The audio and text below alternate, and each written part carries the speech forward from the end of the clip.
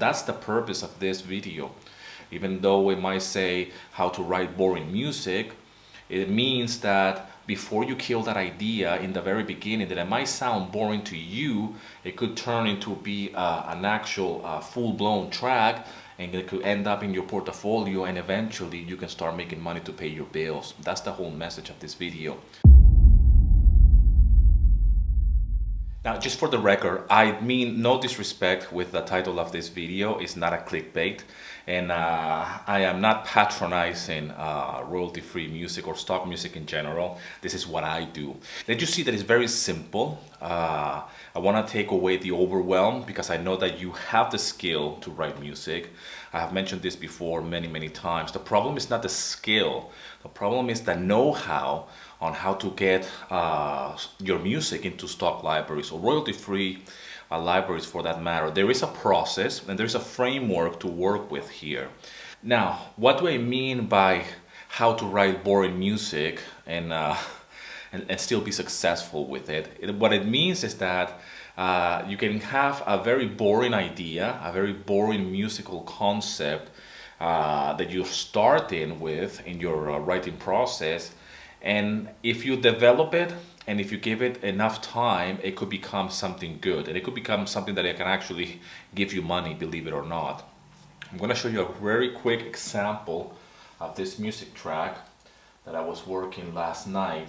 This is an indie rock music track, so it's something that I'm very familiarized with, but I'm going to show you first, I'm going to show you the main groove of this track, or the main feeling and the main element as it is right now, and I'm gonna just dissect it and really show you how it all got started and how boring it really was in the beginning, you know. And back in the day, I will when I started doing this kind of tracks, I wouldn't develop this music track. I wouldn't carry on with the idea. I will actually delete it immediately, and that's a terrible mistake.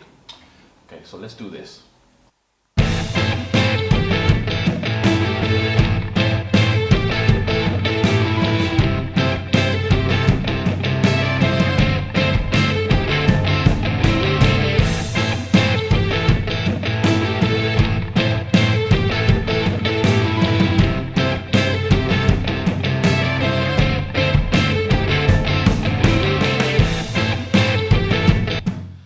Repeats itself. I'm gonna deconstruct very quickly how I got started this musical idea. It sounds like it's a pleasant, upbeat indie rock or pop rock track. It can work in a commercial for sure. It can work in royalty-free libraries, no doubt about it. And it's so simple, and the idea started in such a boring way that you have to permit the idea to grow. You have to permit the idea to take it somewhere. Okay, so the first thing that I recorded here was this guitar part, guitar 1 and guitar 2. Okay,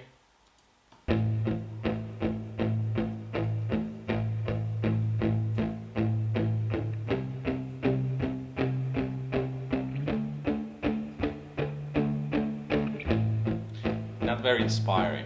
Okay, when I started recording those riffs, I was completely bored out of my head. I had no idea what I was gonna do. I just wanted to put down some guitar parts, okay? So that's the very first guitar part. Then I put the drums. Again, I'm going with a drum loop from Logic, which is a fantastic writing tool, okay? So this is what it will sound like now with the drums.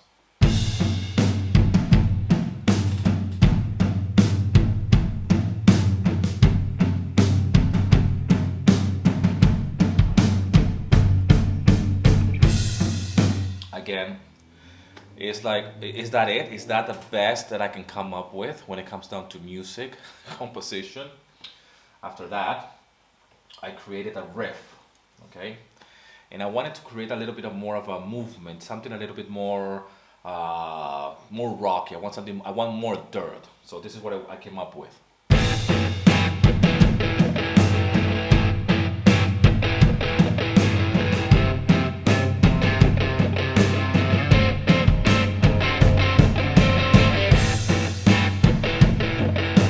At this point, I'm thinking, wow, okay, it's going somewhere. I'm thinking in my head of different indie bands and stuff, and I'm thinking, okay, I'm going for a particular sound, maybe the Black Keys, something like that. I don't know, maybe or something around that genre, that style of music. And after that, I said I need a melody immediately. I need a hook. I need something that is remarkable. Okay, so I came up with this melody. Let me solo everything, and so I can show you just a melody on its own.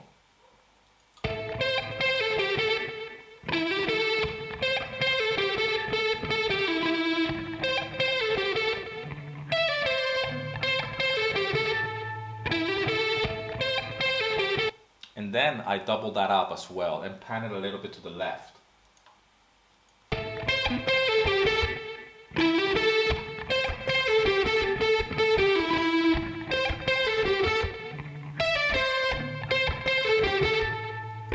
It's not perfect in time because it's been played. I played those two lines, one on top of the other, meaning that I'm doing overdubs. So far, I have all of this, okay, up to now with a melody.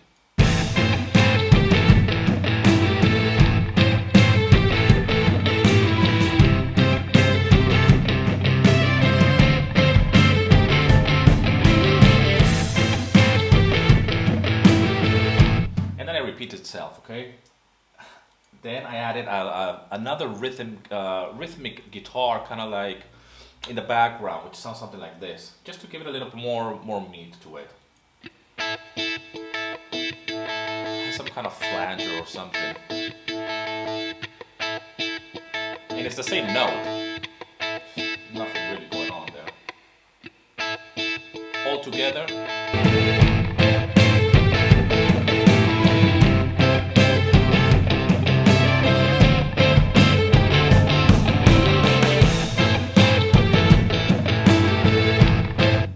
This type of composition is so simple and is so raw in their elements. Just a few guitars. Well, obviously I have the bass as well. Forgot about the bass. Here it is. I usually record the bass towards the end. It's like the last element.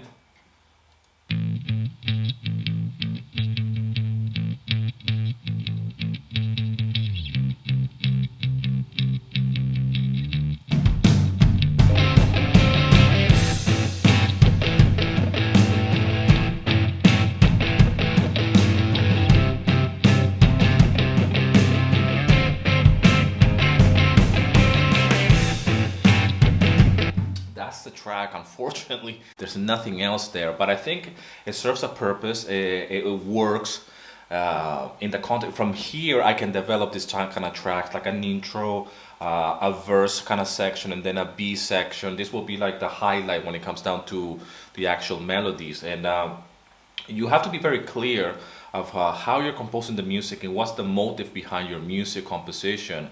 And in this case, this type of music, when I'm doing this, I know that it might sound very boring in the beginning, but it's gonna end up in my catalog, and I know what kind of framework I am working with, because the idea is that this is gonna be working on somebody else's project, like a video.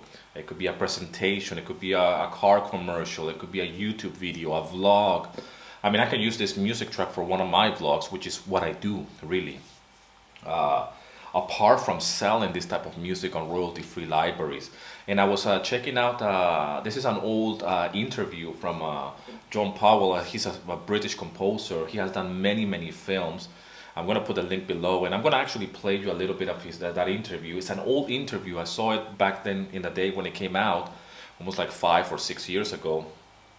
And it's a fantastic interview, and I'm really a big fan of John Powell because of first of all, his British sense of humor. And yes, I love his music, even though I don't compose this type of music. I like his approach when it comes down to composition and how he comes across as a composer. And he said certain things in this interview that really touch home for me, and it really touched my heart, because finally I can hear somebody that is really big in Hollywood making music for films, and really breaking down and saying stuff like, you know, like people don't realize that film music is just a lot of improvisation. People are just improvising. And he says it very clearly that he's a terrible piano player, and he calls himself and other composers that use computer for composition, disabled composers, and because we only are able to make music with computers and the tools of today's what's available for us. It's a fantastic interview, and how film music is so simple as well. There is an art to it, of course, but people don't realize that the longer the notes, the easier it is for the editors to actually blend that music with the film. And like I said, I'm going to put the link of that interview in the description so you can go and check it out. It's a fantastic interview. You can learn a lot from it. There's one part in this interview that's really I became a raving fan when I heard this. I'm just going to play it for you very quickly so you can listen to what he has to say about film music and how he got started, okay? So I took a pragmatic approach to kind of, as I said, I mean, I didn't get into film because of my love of film. Right. I got into film because of my love of making music and trying to pay the bills. Right. So it's a pragmatic art. Right. You know, it's one of the reasons why as well I believe that you want to get into music licensing and royalty-free libraries and sell your music online. Because that's so true for me. You know, I got into royalty-free libraries because, not necessarily because I love the music, but I love making the music, okay? And I love composition. And this is where I fit. I fit in my studio, I fit composing the music. This is what I love, okay? And I got into it as well because I just needed to pay the bills as well. That's a very honest approach, and to listen to somebody like that when it got started, and you know, this is how you begin. You know, this is, I'm sure this is what you're watching this video as well, because you know how to make the music.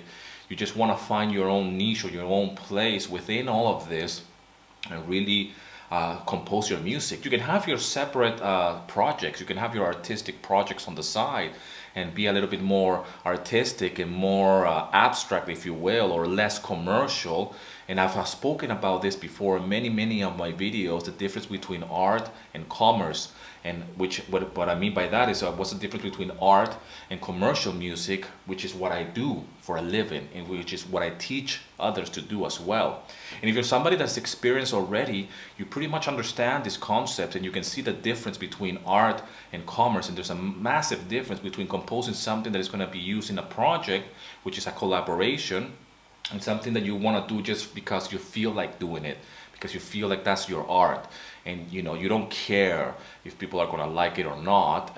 When we're doing commercial music, we want to make sure that the other person likes the music. We want to make sure that that music of yours is not only sold and licensed, but as well appreciated by the client, the film editor, okay, or the video maker, the YouTuber, the vlogger. They want to use your music, you know. You want to make sure that your music is appealing to them and to a wide variety of projects. So when I heard that back in the day, that's in 2015, now that I'm looking at the video, that was probably like on my first year. And I said, finally, I can just let my ego and take all this weight off my shoulder and not feel like I'm either a sellout or anything. I'm just making music because I love composing, and royalty-free libraries gave me that